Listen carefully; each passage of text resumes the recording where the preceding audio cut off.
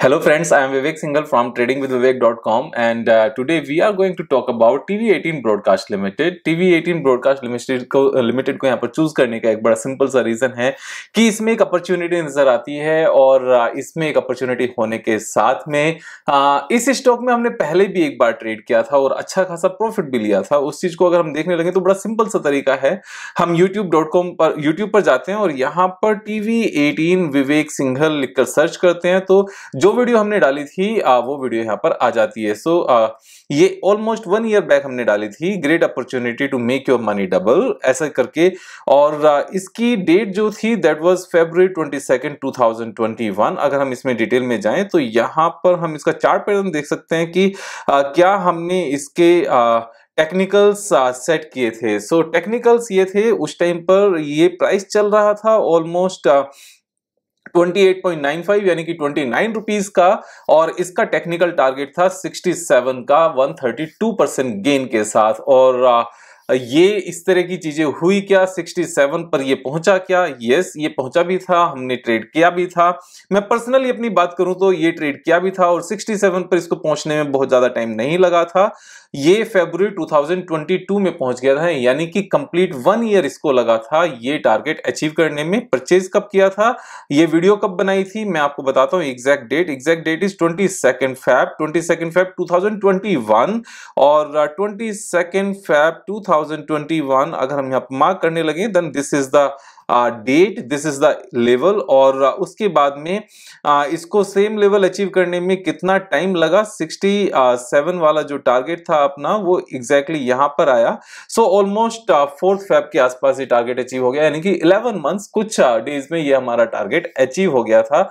और ये target achieve होने के बाद में, हालांकि एक और मैं पॉइंट आपको बता दूं, जब कभी ऑपरेटर किसी स्टॉक को लेकर चलता है तो जरूरी नहीं है कि वो मार्केट के बिल्कुल सेम तरीके से बिहेव करे। यहाँ पर बहुत बार इंडिविजुअल स्टॉक स्पेसिफिक भी एक्शंस रहते हैं। जैसे यहाँ पर जो ये टारगेट अचीव हुआ, इससे पहले बहुत ज्यादा ऊपर नहीं गया था अगर हम नवंबर की बात करने लगे, लेकिन अक्टूबर से यहाँ पर निफ्टी ने लगातार गिरावट दिखाई थी, लेकिन ये मार्केट के अगेंस्ट जाकर इसने एक रैली दिखाई और जो टारगेट अचीव होने थे वो तो अचीव किए ही, उससे ऊपर भी गया। लेकिन क्योंकि जब कभी भी हम इस तरह से reverse head and shoulder pattern या फिर कप विद हैंडल पैटर्न के चलते हुए किसी ट्रेड को लेते हैं तो अपने टारगेट पर निकल जाना ही समझदारी होती है। तो यहां पर जैसे ये reverse head and shoulder pattern बन रहा था, और ये मैंने इस वीडियो में एक्सप्लेन भी किया था कि क्यों हमें राइट शोल्डर पूरा बनने की वेट करने की जरूरत नहीं होती और उसके ऊपर परचेज करते हैं तो वो छोटा सा टारगेट हमारा रह जाता है। लेकिन जब हमें जितना चार्ट पैटर्न बन चुका है उसके बेस पर आगे इमेजिनेशन मींस प्रैक्टिकली यहां पर चीजों को समझ के आगे का हम देखना शुरू कर लेते हैं कि आगे इसी तरीके से ये लाइंस फ्रेम होनी चाहिए। तो जब वो चीज समझ में आने लगती है एक्सपीरियंस के साथ, प्रैक्टिस के साथ, तो हम जल्दी डिसीजन ले पाते हैं और यहाँ पर प्रॉफिटेबिलिटी हमारी बढ़ जाती है। तो ये तो हमारा टारगेट अचीव हो गया और इसमें हमने पैसे कमाए भी। मैं टाइम पर निकल जाता हूं, मैं कभी भी वेट नहीं करता एक बार टेक्निकल चार्ट पैटर्न के बेस पर अपना टारगेट अचीव हो जाए, देन मैं कभी वेट नहीं करता। और उसके बाद में पॉइंट ये आता है कि विवेक भाई अब क्या हमें अभी फिर से इसमें यहां पर ट्रेड लेना चाहिए? क्योंकि ये स्टॉक सेम लेवल पर तो वापस नहीं आया, लेकिन ऊपर से काफी हद तक ये स्टॉक गिर गया है। और इसके गिरने के इस तरीके से सडनली रीजंस क्या हैं? एक्चुअल में एक इसकी न्यूज आई थी और वो न्यूज क्या थी मैं आपको एक बार दिखाता हूं। That news was Network 18 TV18 broadcast tank up to 19% in a firm market. Here is why, and TV18 stock and 17% lower after RIL Viacom 18 Inc. partnership with Bodhi Tree Systems. So Bodhi Tree Systems के साथ इन्होंने एक partnership की है। उस partnership में क्या है कि Bodhi Tree Systems 13,500 crore rupees इस कंपनी में यहां पर इन्वेस्ट करेंगे। 13,500 करोड़ एक बहुत बड़ी अमाउंट है और यहां पर इन सारे डिटेल्स की पूरी डिटेल में बातें भी हुई, न्यूज अलग अलग तरह से न्यूज यहां पर छपी भी। तो Bodhi tree system is leading a fundraise with a consortium of investors to invest 13,500 crore rupees in Viacom 18 to jointly build India's leading entertainment platform and pioneer the Indian media landscape transformation to a streaming first approach. तो इन्होंने एक OTT platform निकाला था Viacom 18 ने, जो TV 18 broadcast limited है basically, जिसका नाम है वूट VOOT, और ये इंडिया का फास्टेस्ट है। और आने वाले टाइम में यहाँ पर जो ये पार्टनरशिप का जो ऑब्जेक्टिव है वो ये है कि वूट को लार्जेस्ट बनाया जाए, और लार्जेस्ट स्ट्रीमिंग जो भी होती है इंडिया में, जो अभी मेजॉरिटी ऑफ केसेस में यूट्यूब के जरिए होती है, वो वूट के जरिए हो। तो ये इनका अपना प्लेटफॉर्म बनाने का यहाँ पर मन है, लेकिन यहाँ पर ये पब्लिक के लिए ओपन नहीं है। ये इनका खुद का कंटेंट है और खुद के कंटेंट को दिखाने का यहाँ पर पर्पस है। अगर हम इसमें फर्दर बात करें तो speaking about the partnership, Mukesh Ambani, chairman and managing director of Reliance industries limited, said James and Uday track record is unmatched. For over 2 decades, they have played an undeniable role in shaping the media ecosystem in India, Asia and around the world. तो यहाँ पर जो Bodhi tree systems है उसके दो promoters हैं, one is James and second is Uday Shankar. तो ये उदय शंकर कौन है और जेम्स मुर्डोक कौन है, तो यहां पर फर्दर मैंने इसकी डिटेल निकाली। Bodhi tree system is a newly found platform between Lupa Systems founder and CEO James मुडरॉक। तो जेम्स मुडरॉक हैं Lupa system founders and CEO, and Uday Shankar is the former president of Walt Disney company Asia Pacific and former chairman of Star and Disney India. तो ये अपने इस field के master हैं, और रिलायंस इंडस्ट्रीज ने इन दोनों के साथ यहां पर इनका एक पार्टनरशिप यहां पर बेसिकली हुई है कि बोधी ट्री सिस्टम्स यानी कि ये दोनों बंदे और वायोकॉम 18 मिलकर इस पूरी कंपनी को ग्रो करेंगे। और यहां पर जब ये सब अच्छी बातें हैं, 13,500 करोड़ रुपीस यहां पर इन्वेस्ट होने वाले हैं, तो ये शेयर प्राइस गिरा क्यों? उसके गिरने के पीछे जो सबसे बड़ा रीजन है कि यहां पर एक डाउट है कि जो अभी रिलायंस इंडस्ट्रीज का इसमें होल्डिंग है पूरी, वो काफी कम हो जाएगी। So Reliance Industries and Viacom 18 are expected to build a strategic alliance with Bodhi tree systems which can turn into huge dilution pressure for TV 18 Broadcast Limited. The deal is expected to bring down the TV 18's stake from 51% to 18%. यहां पर ये almost 1/3 रह सकता है, ये एक doubt है। लेकिन ये 1/3 रहेगा, कितना रहेगा, इस बात का कहीं पर भी अभी तक डिटेल में जिक्र नहीं किया गया है। तो जैसे यहां पर हम देख सकते हैं, Pavitra Shetty, the co-founder and trainer at Tips to Trades, also echoed the views around the equity dilution and said even though the partnership deal between Reliance Industries and Bodhi Tree is a long-term positive for the company, equity dilution could be the reason for the steep fall. Technically stock looks weak and could find the support at 52.55. उस time पर ये काफी पुरानी news है, काफी पुरानी means अप्रैल 30 की है, अप्रैल 28 को ये डील की यहाँ पर बात हुई थी।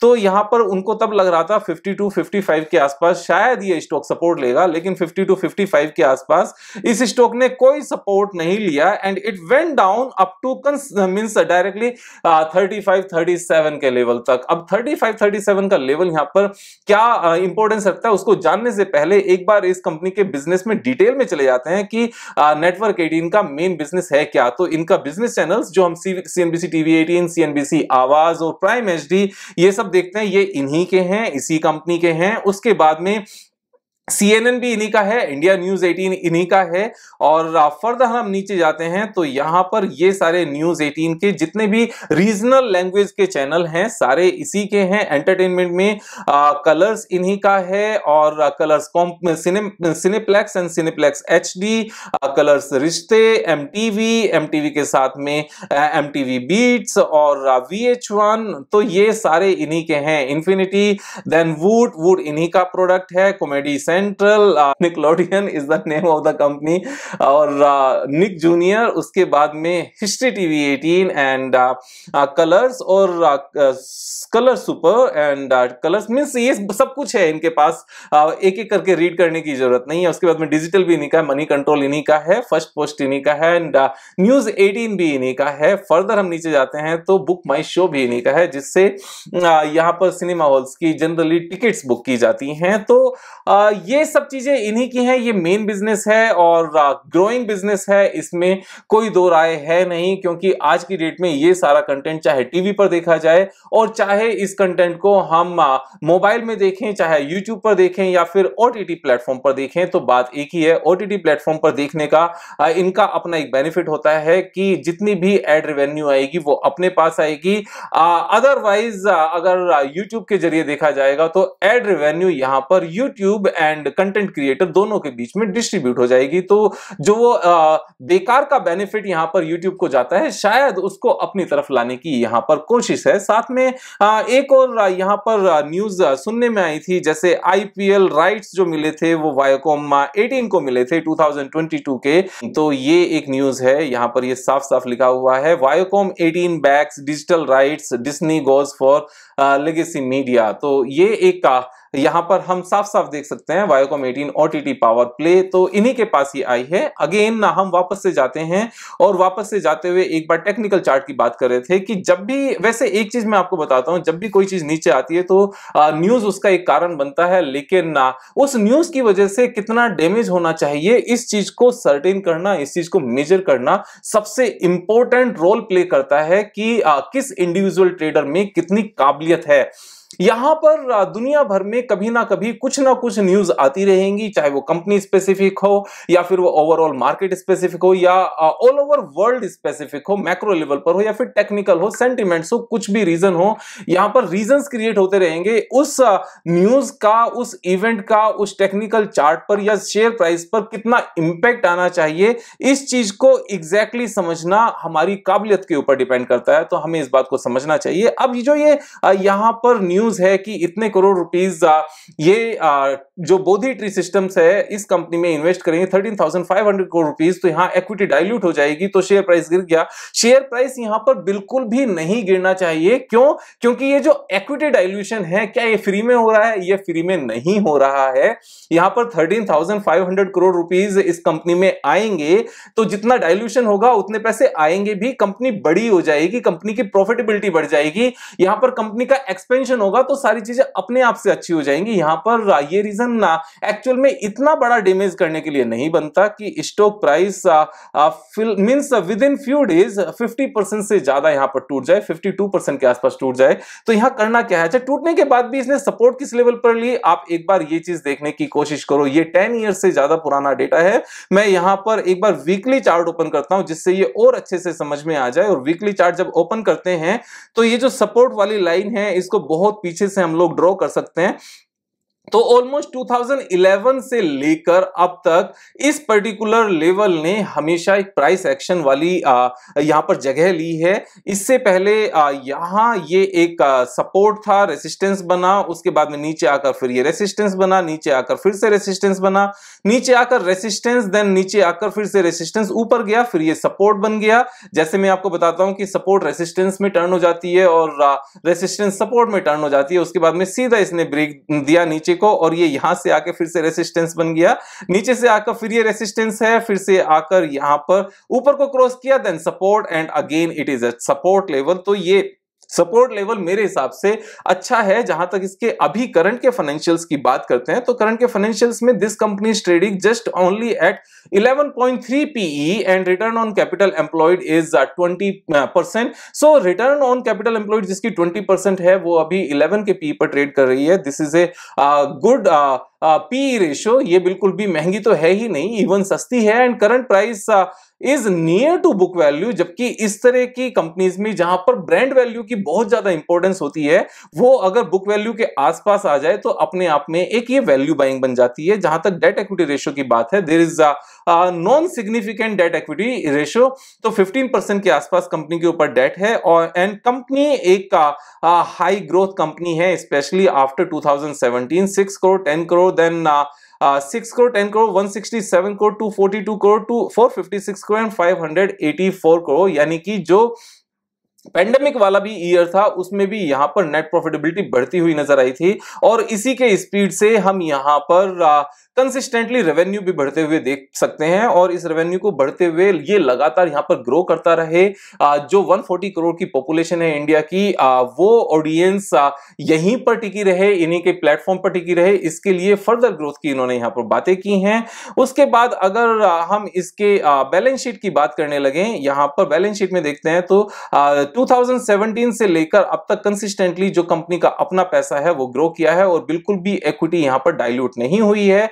So everything is fine. और जो इनके पास यहां बोरोइंग थी, बोरोइंग थोड़ी सी बढ़ी और उसके बाद में फिर से वापस इन्होंने रीपे कर दिया। और ये बोरोइंग क्यों बढ़ी थी? क्योंकि इनके पास जो फिक्स्ड एसेट्स 1000 करोड़ के आसपास थी, इन्होंने यहां पर लोन लेकर अपनी फिक्स्ड एसेट्स को बढ़ाया, और उसके बाद में फिक्स्ड एसेट्स तो हमारी सेम रह गई, बढ़ी हुई हो गई, और जो इन्होंने लोन लिया था उसको वापस से रीपे करना शुरू कर दिया। लास्ट 2 इयर्स में इन्होंने ऑलमोस्ट 1100 करोड़ रुपीस का लोन रीपे किया है, और लोन रीपे करने का रिजल्ट क्या निकलता है कि जो इंटरेस्ट कॉस्ट 142 करोड़ के आसपास हो गई थी, वो रिड्यूस होकर सिर्फ 38 करोड़ के आसपास हो गई है। अगर हम रिसेंटली क्वार्टरली रिजल्ट्स की बात करने लगे, then this is at par. जो रेवेन्यू है मार्च क्वार्टर 2021-22 की, वो लास्ट ईयर के मार्च क्वार्टर से इंक्रीज हुई है। यहां पर एक छोटा सा डिफरेंस यहां पर देख सकते हैं कि जो नेट प्रॉफिट था वो थोड़ा सा कम हुआ है। वो कम होने का रीजन अभी मेरे हिसाब से जो इन्फ्लेशन थोड़ा सा ऊपर की तरफ गया है उसका टेम्परेरी इंपैक्ट है। But when we can see the growing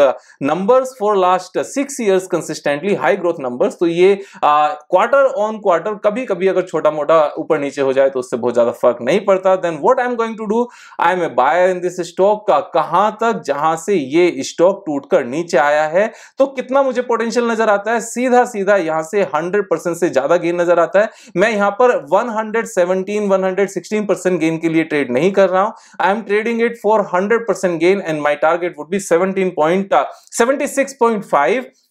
Now when I'm saying that 76.5 is my target, आप अपना टारगेट अपने हिसाब से सेट करेंगे, मेरे हिसाब से यहाँ पर लर्निंग लेंगे। जहां तक बात ये होती है कि स्टॉक प्राइस नीचे गिरा, न्यूज आई थी, बेकार न्यूज थी, अगर न्यूज बेकार नहीं आती तो गिरता क्या और ये अपॉर्चुनिटी देता क्या, इस बात को हमेशा अपने आप से एक बार क्वेश्चन करना।